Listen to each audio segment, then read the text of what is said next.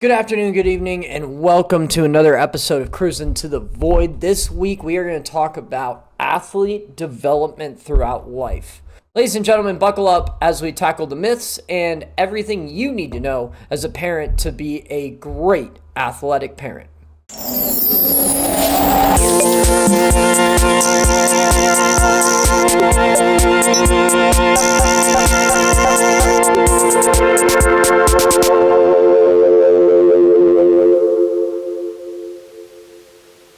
A lot of myths in youth sports, and I want to simply tackle them and also give a lot of parents out there a true guide to how to help your athlete grow throughout their career.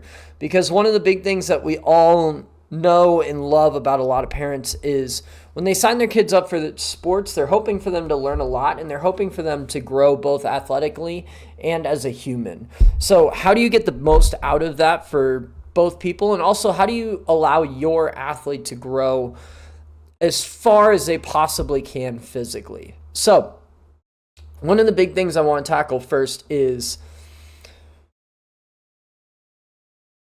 most parents think that mastery of a sport is through repetition, but in reality, variation builds adaptability, which allows your athlete to grow further. So what I mean by that is we all believe that if you get a kid into the greatest youth sports program on the planet, they are going to grow and hopefully stand a chance at contesting for the top. And they need to start when they're 7, 8, 9, 10, even 11 years old to really express themselves. And that's simply not true. One of the biggest things that you see through athletes at the higher levels is their adaptability and ability to do different things on the court or field or insert their favorite area. So one thing that science has showed us just simply across the board is if your kid is young, and let them play every sport under the sun until they hit their junior year in high school, they can play as many sports and as biggest variety of sports as possible. And that does a couple different things. Is it allows for them to become adaptable, as in they learn a greater vocabulary of body movements and know how to adapt those in different areas. So, for example, we know that in basketball you got to have great footwork. Where can you get great footwork? Dancing, gymnastics, boxing. Those are all great areas that you can get footwork in. If you need vice versa, if you need wrestling, just general body awareness, let them dance or do gymnastics as well. So that helps grow them. Now, there isn't a perfect match to every sport of, oh, do this and that'll help that grow. But what it is if this athlete does a little bit of everything, they're going to have such a dynamic profile in their vocabulary, body language wise, that most people aren't going to be able to keep up with. Now, one of the big things that determines athletic success is, at least if you want to determine a professional level or a college level or whatnot, is the athlete's one, ability, but two, their own genetic size. It depends on the sport. This is one thing I highly encourage every parent to look up. If you want your child to play at the highest level of that sport, look up the actual height and weight requirements of a lot of the athletes of that sport. And you'll notice that at the highest levels in a lot of sports, they're very big outlier human beings, which every child might not be. So by giving them a more dynamic experience throughout sports, they're going to have more success in life because they've found different ways to find success already throughout sports, even if their athletic career doesn't carry on. So that's one of the biggest things that I can preach is at younger ages, let them play as much in anything and everything that they want to play. There is no need to specialize in anything until you get at least until the junior level of school. And that's if they want to play in college or even want to make it to a higher level of those athletics. But one thing I do really want to tackle, and you're probably asking yourself, so what should I be focusing on the development of my athlete at each of these age groups? So from ages 6 to 9, This is when a lot of kids are just first getting into sports. Anything it could be: gymnastics, jujitsu, soccer, lacrosse, could be anything. But the ultimate goal between 6 and 9 is because these children have some of the highest neuroplasticity at that time, as in their ability to learn is so much higher. It's important to teach them a whole bunch of different sports, but the biggest thing you want to grow is their wide physical vocabulary. You want, at this time, the child to do everything between running, jumping, swimming, learn how to do a backflip, obstacle courses, anything and everything. You just want them to have a wide movement pattern. So the parents that say, oh, my kid really loves soccer right now, you're not doing them any favor by letting them just play soccer over and over, unless it's simply how you want their athletic profile to be. But if you want them to grow truly as an athlete and get the experience, play multiple sports. Play soccer in the spring. Play indoor soccer in the winter, so you have to learn something a little bit different. And then in the fall, play volleyball. So now you're learning something with your hands as well as your feet. And you have a very diverse athletic or movement vocabulary. That's a great word to keep using. But the other thing you want them to learn is just how to interact with their teammates, right? Because you want these kids to be able to be leaders, every one of them that walks off the field. You want these kids to be able to handle diversity in both life and on the field. You want them to handle adversity in life and on the field. So this is the time that they really start to develop that. And I truly say, get your kid in every sport that you can between 6 and 9. Then once you start to move into ages 10 to 12, same battle applies. Let them play as diverse sports as possible. And maybe even if they say, you know what, I really, really enjoy this one sport. We're going to use wrestling for this example. Find some great sports that work with that. So wrestling, something else that would go good with grappling, another grappling sport. Let's go into either judo or jiu-jitsu, or let's go even into boxing, so we can still have the combat mentality, but we start to learn how to use our hands so that we, in case we want to grow older at later ages and try new things, we have the ability to, because we developed it when we were younger. I also like to think at ages 10 to 12, get your kids in a sport that teaches them how to use an item that is an extension of themselves. So something like tennis, table tennis, lacrosse, hockey, anything along those lines where you have to use an implement to move the ball gives them a different level of spatial awareness, because now you learn how to manipulate things in time and space, but you also learn how to manipulate an object that is further away from my body, which gives them, again, just another layer of movement vocabulary, but also, again, the ability to learn new things. Now, at this same time, they're starting to get more feedback from coaches. Your games aren't just simply, hey, let's just go out and everybody have a great time. We do want to have a great time, but there's actual sports development inside of that. Kids are starting to learn plays. They're starting to learn the dynamicness of games and sports. And so this is why it's an awesome time to really let them thrive through multiple sports, because they learn how to get coached by different people. And one of the big things with that is learning how to receive feedback in a respectful way. Because now, obviously, if there's a parent or a teacher or a coach that's being a problem, and I'm saying truly emotionally harming your kid or physically harming your kid, step in. But outside of that, stay on the outside and let your kid learn how to receive feedback from people that aren't you. Now, that's not me saying that you don't want to be involved and you don't want to ask questions. We'll talk about that later. But this is an awesome time for them to learn feedback from both their teammates and their coaches, because you have figures of authority that they learn from, but you also have their peers that are coaching them on a daily basis, you know? So these are also great times to do that as well. Now, once you get into high school, 13, 14, 15, around this time, this is the time where you want to narrow yourself down to 2 sports, maybe even 3 sports. Still, don't go down to 1 yet. Don't make yourself an isolated person. And at these times, this is when we can really start to develop body weight training, strength training, getting kids in the gym, getting kids working with a personal trainer or a strength coach, because at this point, this is when their bodies are starting to grow into themselves, and you will have a phenomenal idea of where your kid is going to actually land. Because we don't really know where kids are going to go until puberty, right? I could have the single greatest, most accurate pitcher up until the age of 14 when he ends up being 5'8".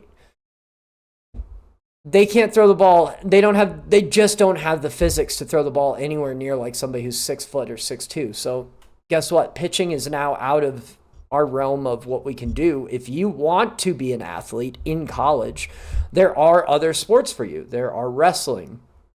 Wrestling loves small guys. They need more small guys. There's lacrosse. There is one of the things I came up with, underwater hockey. It's not a money-making sport by any means, but you can still be involved and still be doing things at a smaller size. You can get into triathlon. You can get into some of these other sports that don't necessarily require you to be a bigger human being.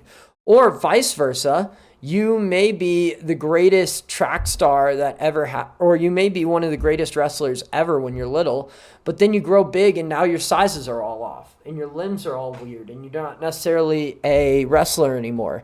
Now you may need to look into boxing or even basketball. And if you don't have that truly movement vocabulary, you're not going to make it very far, or you're going to get very frustrated and hit a quitting point a lot quicker than a lot of people. So truly, that's when you start to develop people at those later ages, or you want to help them. Yeah, I don't know where I'm going with that one. That's going to be a good one to stop at. All right, ages 16 to 18. This is the perfect time right here for you to really start to invest, I say, in your athletes.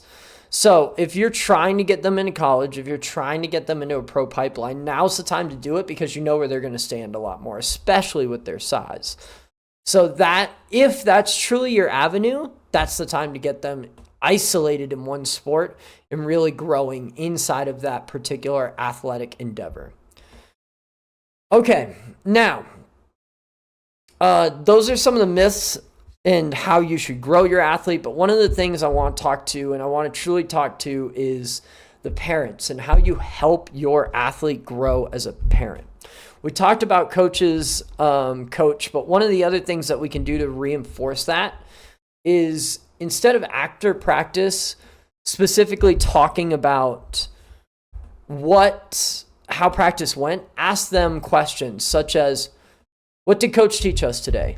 What did you enjoy about practice today? What did you learn today? Asking some of those questions as opposed to simply just going, how was practice? Oh, well, it was good. Okay. How did you feel about practice? What did coach teach you that was new? And then same thing for you as a parent. If you want to learn and have the same vocabulary, show up to practice and learn what coach is saying so you can reinforce that in your kid. If coach is saying run if your lane is open, run if your lane is open.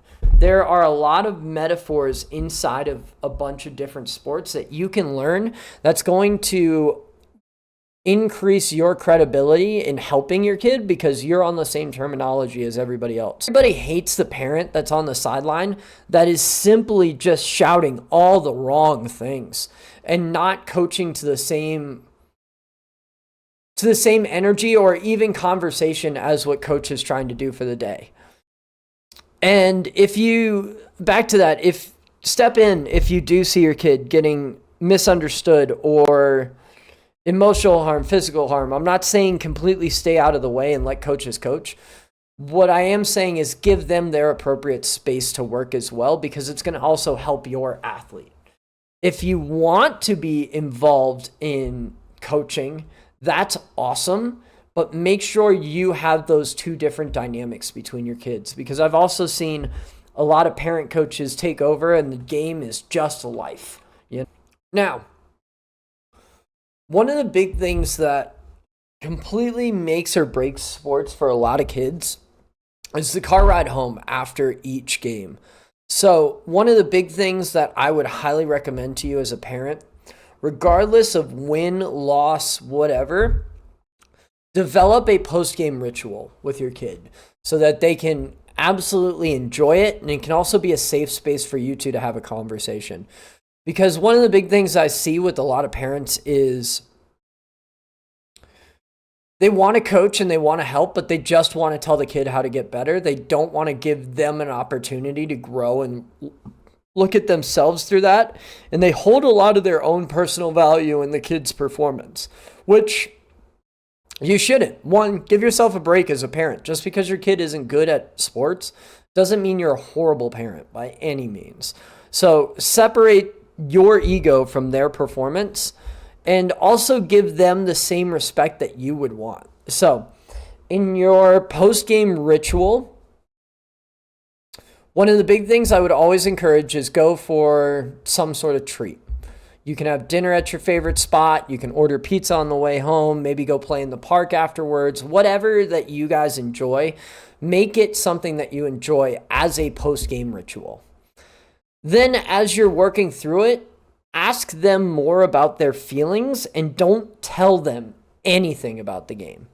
You should have listened to Coach Moore. You should have done this. You should have done that. We were calling for you on the sideline. Don't get any of that mixed up in it. Simply tell them, hey, I loved what you did today. Did you have fun playing today? Or even if you saw that they blatantly had a bad day, hey, did you have a rough day? Do you want to talk about it? Don't ever approach it with hey, the ride home is now going to be another coaching session from mom or dad.